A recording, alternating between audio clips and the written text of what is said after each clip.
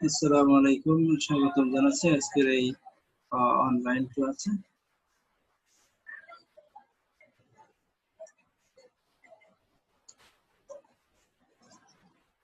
আমরা ধারাবাহিকভাবে করোনার এই সময়ে বিভিন্ন বিষয় নিয়ে আলোচনা করছি। হৃদয় বদলে যাবে, শিক্ষা বদলে গেলে, এমন স্লোগান নিয়ে ধারাবাহিকভাবে চলছে আয়োজন। শিক্ষক পরিচিতি মোহাম্মদ সুবহান Ali, lecturer accounting, government KMH college, Kotchandpur, Jhenaidah. Class একাদশ দ্বাদশ শ্রেণী, বিষয় হিসাব বিজ্ঞান, দ্বিতীয় পত্র। আজকের বিষয় আমরা যেটা নিয়ে আলোচনা করব, আর্থিক বিবরণী বিশ্লেষণ। এর আগেও আমরা থিওরি বা তত্ত্বমূলক যে পাঠটা ছিল সে বিষয় নিয়ে আলোচনা করেছি। আজকে মূলত আমরা ম্যাথের যে বিভিন্ন বিষয় রয়েছে সেগুলো নিয়ে আলোচনা করব। প্রথমে তারল্য অনুপাত। এবং তারল্য অনুপাত বলতে আমরা কি বুঝি? একটি ব্যবসায় দৈনন্দিন যে কার্যক্রম পরিচালনা করে সেক্ষেত্রে তার হাতে স্বল্প মেয়াদী কিছু সম্পদ থাকে এবং সেই স্বল্প মেয়াদী সম্পদ দিয়ে তাকে স্বল্প মেয়াদী যে দায়গুলো আছে সেগুলো পরিশোধ করতে হয়। এক কথায় চলতি সম্পত্তি থেকে চলতি দায় পরিশোধের যে ক্ষমতা সেটি আমরা সংখ্যা তত্ত্বের মাধ্যমে দেখাবো যে কিভাবে এটি প্রকাশিত হয়। অর্থাৎ একটা প্রতিষ্ঠানের সক্ষমতা কেমন সেটি এই অনুপাত বিশ্লেষণের মাধ্যমে আমরা খুব ভালোভাবে তুলে ধরতে পারি। অনুপাতের ব্যবহারের ক্ষেত্রে আমরা গাণিতিক বিষয়টাকে সামনে আনি। এখন আমরা যদি বিস্তারিত বলতে চাই তাহলে একটা অঙ্ক আমরা দেখি। ব্যবসা প্রতিষ্ঠানে কিছু চলতি সম্পদ থাকে। আর চলতি সম্পদ বলতে মোটামুটি 1 বছরের মধ্যে যে সম্পদগুলো শেষ হয়ে যাবে বা বারবার সেটি আসা যাওয়ার মধ্যে থাকে সেটিকে আমরা বলি চলতি সম্পত্তি। যেমন নগদ জমা, ব্যাংক জমা, স্বল্পমেয়াদী সিকিউরিটি, মজুদ মাল, অগ্রিম খরচ, দেনাদার, প্রাপ্য বিল। তো এই সম্পদগুলো কিন্তু 1 বছরের মধ্যে বারবার ঘটে। অর্থাৎ নগদ আসে, নগদ যায়, ব্যাংকে জমা কমে বাড়ে। তারপরে দেনাদার কখনো আসে, কখনো যায়, কখনো পরিশোধ করে টাকা। এই জন্য এটাকে চলতি সম্পদ আমরা বলি, যেহেতু এটা প্রতিষ্ঠানের এক ধরনের পাওনা বা প্রতিষ্ঠানের হাতে থাকে। আরেকটি বিষয় হচ্ছে যে চলতি দায়, যেমন বিবিধ পাওনাদার, প্রদেয় বিল, স্বল্পমেয়াদী ব্যাংক বিল, ব্যাংক ওভারড্রাফট। তো যখন আমরা এই বিষয় নিয়ে আলোচনা করি, একটি বছরে চলতি সম্পদ ও চলতি দায় বলতে যে সম্পদ 1 বছরের মধ্যে সুবিধা প্রদান করে এবং যে দায় 1 বছরের মধ্যে পরিশোধ করতে হয়, এমন দায়কে বোঝায়। এখন আমরা প্রথমে চলতি অনুপাতের ক্ষেত্রে চলতি সম্পত্তিগুলো যোগ করতে হবে। যেমন প্রতিষ্ঠান নগদ তহবিল 1 লাখ টাকা, ব্যাংক বৃত্ত 2 লাখ টাকা, মজুদ পণ্য আছে 1 লাখ টাকা, বিবিধ দেনাদার আছে 1 লাখ টাকা। সুতরাং সবগুলো মিলিয়ে চলতি সম্পদ আছে 5 লাখ টাকা। অন্যদিকে প্রতিষ্ঠানের দায়, বিবিধ পাওনাদার আছে 50,000 টাকা, প্রদেয় বিল আছে 1 লাখ টাকা, ব্যাংক ঋণ আছে 50,000 টাকা, বকেয়া খরচ আছে 25,000 টাকা। চলতি দায় হচ্ছে 2,25,000 টাকা। চলতি অনুপাত হবে, এর যে আমরা রেশিওটা জানি যে চলতি অনুপাত হবে চলতি সম্পদ ডিভাইডেড বাই চলতি দায়। তাহলে এখানে চলতি সম্পদ হিসাব করে আমরা পেলাম 5 লক্ষ টাকা। সেটাকে আমরা চলতি যে দায় 2,25,000 যদি ভাগ করি তাহলে এর যে অনুপাত 2.22:1 আসছে। তাহলে এক্ষেত্রে আমাদের মাথায় রাখতে হবে যে এই অনুপাত দিয়ে আমরা কি প্রকাশ করছি। অর্থাৎ 1 টাকা দায়ের বিপরীতে, 1 টাকা চলতি দায়ের বিপরীতে আমাদের 2.22 টাকা চলতি সম্পদ আছে। এখন চলতি অনুপাতের ক্ষেত্রে আদর্শ মান 2:1, অর্থাৎ চলতি সম্পদ 2 টাকা থাকতে হবে, 2 টাকা থাকতে হবে এবং চলতি দায় 1 টাকা যদি থাকে তাহলে এটা প্রতিষ্ঠানের জন্য সবচেয়ে ভালো। এর কম হলে প্রতিষ্ঠানের ক্ষেত্রে চলতি সম্পত্তির এক ধরনের ঘাটতি, আর এর বেশি হলে চলতি সম্পত্তির অলস টাকা পড়ে থাকার এক ধরনের প্রবণতা আমরা দেখতে পাই। এখন যদি আমরা একটা ম্যাথ দেখি জাওয়াদ এন্ড কং লিমিটেডের, তাহলে দেখব এদের একটা উদ্বৃত্তপত্র দেওয়া আছে, এখানে কিছু চলতি সম্পত্তি আছে, কিছু চলতি দায় আছে, এগুলো থেকে বের করে আমাদেরকে চলতি অনুপাতটা নির্ধারণ করতে হবে। এখন দেখা যাচ্ছে জাওয়াদান কং এর চলতি সম্পদের মধ্যে মজুত পণ্য ৬০,০০০ টাকা, বিবিধ দেনাদার ২০,০০০ টাকা, নগদ জমা ৪০,০০০ টাকা, ব্যাংক জমা ৩০, সর্বমোট ৩,৫০,০০০। অন্যদিকে তার দায় দেখা যাচ্ছে যে চলতি দায় বলতে শুধু বিবিধ পাওনাদার ১,০০,০০০ টাকা আছে। তাহলে চলতি অনুপাতের আমরা যে ফর্মুলা জানি, চলতি অনুপাত ইকুইভ্যালেন্ট টু চলতি সম্পদ ডিভাইডেড বাই চলতি দায়। তাহলে এখানে চলতি সম্পদ আছে ৩,৫০,০০০, এটাকে আমরা ভাগ দিলাম ১,০০,০০০ টাকা দিয়ে।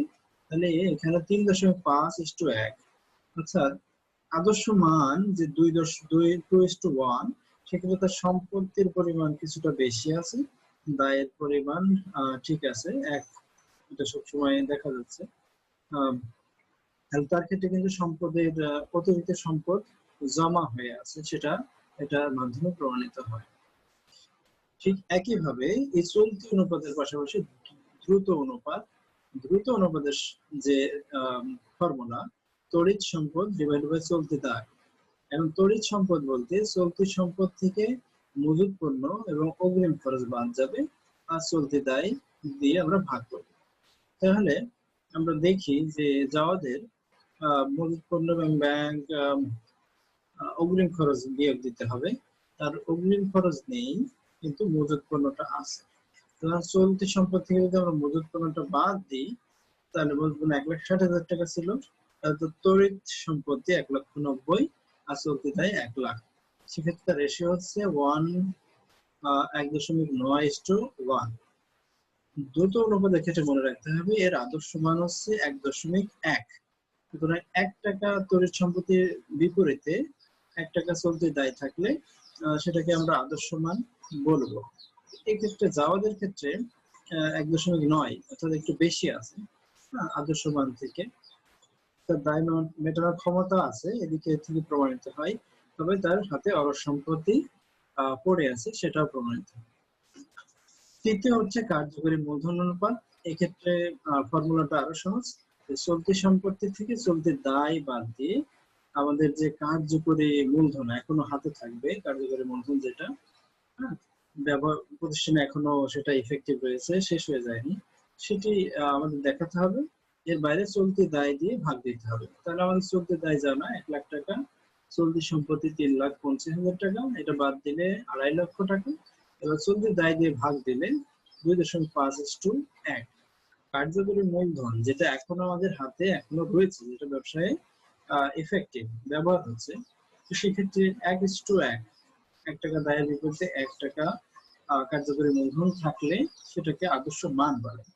তবে এক্ষেত্রে ২.৫:১ আছে, কিছুটা বেশি আছে। প্রতিষ্ঠান আদর্শ মান সে পূরণ করেছে, কিন্তু অলস অর্থ পড়ে থাকার সম্ভাবনা রয়েছে। দ্বিতীয় আমরা দেখি যে আমরা প্রফিটেবিলিটি রেশিও বা লভ্যাংশ অনুপাত। মুনাফা একটা প্রতিষ্ঠানের রক্তের মতো কাজ করে। মুনাফা একটা প্রতিষ্ঠানকে টিকে থাকতে সাহায্য করে। ক্রমাগত লোকসান প্রতিষ্ঠানকে কিন্তু একটা সময়ে শেষ করে দিতে পারে। এখন প্রতিষ্ঠানের বিভিন্ন ব্যক্তিরা টাকা পায়, যেমন পাওনাদার, মালিক, কর্মীরা, ব্যবস্থাপক, এরা কিন্তু প্রতিষ্ঠানের কাছে বিভিন্ন ভাবে টাকা পায়। প্রতিষ্ঠানের এখন যদি মুনাফা না হয়, তাহলে এদের চাহিদাগুলো কিন্তু পূরণ করতে পারবে না। এই জন্য কিন্তু মুনাফাকে বলা হচ্ছে প্রতিষ্ঠানের রক্তের মতো। সুতরাং যেসব অনুপাতের মাধ্যমে প্রতিষ্ঠানের কর্মদক্ষতা এবং মুনাফা অর্জনের ক্ষমতা যাচাই করা হয়, তাকেই লভ্যাংশ অনুপাত বলে। অর্থাৎ লভ্যাংশ অনুপাত হতে হলে দুইটি বিষয়, একটা হচ্ছে কর্মদক্ষতা আর একটা হচ্ছে মুনাফা অর্জনের ক্ষমতাটা এর মাধ্যমে যাচাই হয়। তাহলে এই দুই দিক থেকে আমরা দেখতে পাই বিভিন্ন ধরনের অনুপাত আছে। মোট মুনাফা অনুপাত, নেট মুনাফা অনুপাত, এরপরে সম্পত্তির উপর মুনাফার অনুপাত, বিনিয়োজিত মূলধনের উপর মুনাফা, ইকুইটির উপর মুনাফা অনুপাত, শেয়ারের প্রতি মুনাফা অর্জন অনুপাত। এভাবে আমরা অনুপাতগুলো প্র্যাকটিক্যালি বাস্তবে দেখব। প্রথমে আসি মোট মুনাফা অনুপাত। মোট লাভের সাথে নিট বিক্রয়ের কে মোট মুনাফা অনুপাত বলা হয়। অর্থাৎ এখানে আমরা ফর্মুলাটা দেখছি, মোট মুনাফা অনুপাত মোট লাভ এখান থেকে বিক্রয়, অর্থাৎ নেট যে বিক্রয়, অর্থাৎ বিক্রয় থেকে সব ধরনের ফেরত, বাট্টা, এগুলো বাদ দিয়ে আমাদেরকে দেখাতে হবে। এখন আমরা দেখি যে মোট লাভ বেশি হলে নেট লাভও বেশি হওয়ার সম্ভাবনা থাকে। একটা প্রতিষ্ঠানে মোট লাভ 2,50,000 আর নেট বিক্রয় 12,50,000 টাকা। তাহলে সেক্ষেত্রে আমরা কিভাবে দেখাবো? তাহলে মোট লাভ এটা শতকরা হারে দেখানো হয়, এই জন্য 100 গুণ হবে। অর্থাৎ মোট লাভ 2,50,000 টাকা আর নেট বিক্রয় এটা দেওয়া আছে 12,50,000 টাকা ইন্টু 100, 20%, মানে প্রতিষ্ঠানের মোট মুনাফা 20 ভাগ। তাহলে মোট লাভ আবার আমরা কিভাবে বের করব? বিক্রয় থেকে বিক্রিত পণ্যের ব্যয়গুলো আমরা বাদ দিই, সেক্ষেত্রে আমরা মোট লাভ পাবো। অর্থাৎ বিক্রয় এবং বিক্রিত পণ্যের যে ব্যয়, আমরা মূলত ক্রয় বিক্রয় বই যেটা করি সেখান থেকে মোট লাভটা পেয়ে থাকি। এরপরে আসে নেট মুনাফা অনুপাত। নেট মুনাফা, এখানে আমরা যদি ফর্মুলাটা দেখি, নেট মুনাফা অনুপাত নেট লাভ পাওয়ার পরবর্তী আর বিক্রয়, নেট বিক্রয় যেটি, নেট বিক্রয় আগের মতোই আছে। এখন নেট লাভ যেটা আমরা বলি যে মোট লাভ থেকে প্রশাসনিক এবং বন্টন ব্যয় ও কর বাবদ যে ব্যয়গুলো বাদ দেওয়া হয়, এরপরে আমরা নেট মুনাফা পাই। যেমন 2,50,000 টাকা মোট মুনাফা ছিল, এখানে প্রশাসনিক ও বন্টন ব্যয় 1 লাখ এবং কর বাবদ 50,000 টাকা, এটা বাদ দিয়ে নেট মুনাফা পেলাম আমরা, বা নেট লাভ পেলাম 1 লাখ টাকা। তো নেট মুনাফার অনুপাত কত হবে? 1 লাখ ডিভাইডেড বাই 12,50,000 টাকা নেট বিক্রয় যেটা, দেখা গেছে যে ইন্টু 100, 8% এখানে কিন্তু নেট মুনাফার অনুপাত, অর্থাৎ প্রতিষ্ঠান প্রতি বছরে 8% হারে নেট মুনাফা করছে। তৃতীয় হচ্ছে পরিচালন অনুপাত। এক্ষেত্রে পরিচালন অনুপাতটাকে যদি ফর্মুলা আমরা দেখি যে বিক্রিত পণ্যের ব্যয় এবং অন্যান্য পরিচালন ব্যয় ডিভাইডেড বাই নেট বিক্রয় ইনটু 100। এখানে আমাদের এর আদর্শ মান 80 থেকে 90 ভাগ, অর্থাৎ 8% লাভ হবে, তাহলে 92% খরচ পরিচালনা ব্যয় হবে, এটাই স্বাভাবিক। 10% হলে সবচেয়ে ভালো, বা 20% হতে পারে। তো এই অনুপাতের আদর্শ মান 80 বা 90। 80 হলে 20% নেট মুনাফা হবে, 90 হলে 10% নেট মুনাফা হবে। তাহলে আমরা দেখি যে বিক্রয় 1 লক্ষ টাকা, বিক্রিত পণ্যের ব্যয় 50,000 টাকা, প্রশাসনিক ব্যয় 10,000 টাকা, বিপণন ব্যয় 20,000 টাকা। এবং পরিচালন, মানে ব্যবসাটা পরিচালনা করতে আমাদের কত পার্সেন্ট ব্যয় হয়েছে সেটি আমরা বের করবো। সেক্ষেত্রে বিক্রিত পণ্যের ব্যয় দেওয়া আছে 50,000 টাকা। অন্যান্য পরিচালন ব্যয়, অন্যান্য পরিচালন ব্যয়ের মধ্যে রয়েছে প্রশাসনিক ব্যয় এবং বিপণন ব্যয়। এই দুটোকে এবং বিক্রিত পণ্যের ব্যয়, এই তিনটিকে আমরা যোগ করলে 80,000 টাকা, এবং আমরা ভাগ করবো নেট বিক্রয় দ্বারা 1 লাখ। অর্থাৎ এখানে ইন্টু 100, যেহেতু শতকরা হারে, তাহলে খরচ পরিচালনা অনুপাত দেখা যাচ্ছে 80%। অর্থাৎ স্বাভাবিকভাবে এখান থেকে বলা যায় যেটা আদর্শ মান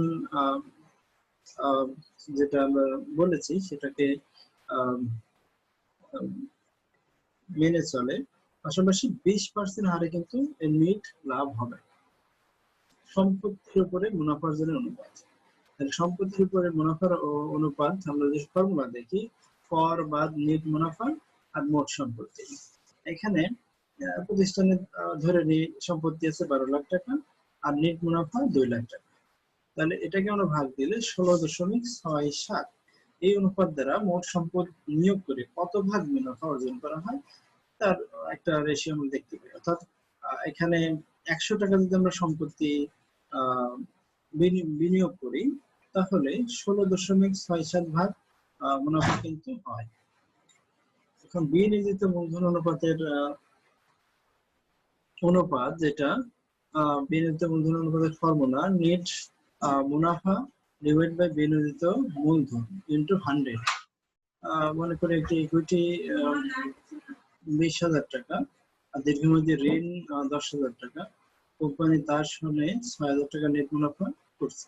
এখন বিনিয়োজিত মূলধন বলতে আমরা বুঝি যে কোম্পানির ইকুইটি প্লাস দীর্ঘমেয়াদী যে দায় সেটি, 20,000 এবং 10,000, মোট 30,000 টাকা। আর নেট মুনাফা 6 লাখ টাকা। এটাকে যদি আমরা 100 দিয়ে ভাগ দিই তাহলে 20%। এই অনুপাত দ্বারা বিনিয়োগকৃত মূলধনের মাধ্যমে অনুপার্জনের ক্ষমতা কেমন তা যাচাই করা হয়। এর আদর্শ মান 18%, এখানে 20% হয়েছে, অর্থাৎ সন্তোষজনক হিসেবে আমরা ধরতে পারি।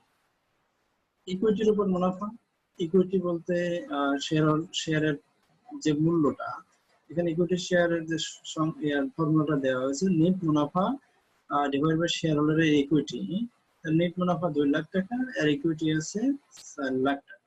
তাহলে আমরা স্বাভাবিকভাবে 2 লাখকে 4 লাখ দিয়ে ভাগ দিলে 100% 50% দেখতে পাচ্ছি। ইকুইটি ও শেয়ার মাধ্যমে অর্জিত তহবিল ব্যবহারযোগ্য হচ্ছে কিনা যাচাই করার সাথে সাথে মুনাফা অর্জনের এই অনুপাত ব্যবহার করা হয়। এই প্রতিষ্ঠানের অনুপাত 50%। এক্ষেত্রে বেশ ভালোভাবে আমরা বুঝতে পারি যে এর লাভটা আদর্শ মানকে গ্রহণ করে নিয়েছে। এরপরে আমরা আসি শেয়ার প্রতি মুনাফার অনুপাত। এক্ষেত্রে মোট যে লভ্যাংশ হয় সেটাকে শেয়ার সংখ্যা দ্বারা ভাগ করব। শেয়ারের মূল্য 100 টাকা, মোট লভ্যাংশ বন্টন করা হলো 1,20,000 টাকা, শেয়ারের সংখ্যা 6 লাখ। তাহলে লভ্যাংশ 1,20,000 আর শেয়ার সংখ্যা হচ্ছে 6,000, 6,000 দিয়ে ভাগ দিলে 20 টাকা। শেয়ার হোল্ডার ও সম্ভাব্য শেয়ারকারীদের কাছে অনুপাত খুবই গুরুত্বপূর্ণ। শেয়ার প্রতি 20 টাকা লভ্যাংশ বেশ সন্তোষজনক। এক্ষেত্রে ব্যবস্থাপনা দক্ষতা এবং প্রতিষ্ঠানের মুনাফা অর্জন ভালো বলেই প্রতীয়মান হয়। অর্থাৎ আমরা দেখতে পারি যে প্রত্যেকটা অঙ্কেই যদি আমরা ফর্মুলাটা ভালো করে মনে রাখি তাহলে অঙ্কগুলো খুব সহজেই পারবেন। আরেকটি অনুপাত যেটা রয়েছে শেয়ার মূল্যের উপর মুনাফার অনুপাত। এক্ষেত্রে ফর্মুলাটা হচ্ছে প্রতি শেয়ারের মূল্য আর শেয়ার প্রতি মুনাফা অর্জন। এখন আমরা শেয়ারের মূল্য ছিল 100 টাকা আর মুনাফার অনুপাত 20, তাহলে 5। এটা শেয়ার মূল্যের উপর মুনাফার অনুপাত 5। এক্ষেত্রে এটাকেও 20% বলা যায়। তাহলে প্রতিষ্ঠানকে দক্ষ এবং মুনাফা অর্জনের দক্ষতা প্রমাণ হয়েছে সেটি বোঝা যায়। আজকের মতো এই পর্যন্তই। আমরা পরবর্তী ক্লাসে বাকি অংশটুকু আলোচনা করব। বাকি কিছু অনুপাত রয়েছে, এর পাশাপাশি বড় একটি অঙ্কের মাধ্যমে শেষ করার চেষ্টা করব। সেই পর্যন্ত সবাইকে শুভেচ্ছা জানাচ্ছি। আসসালামু আলাইকুম।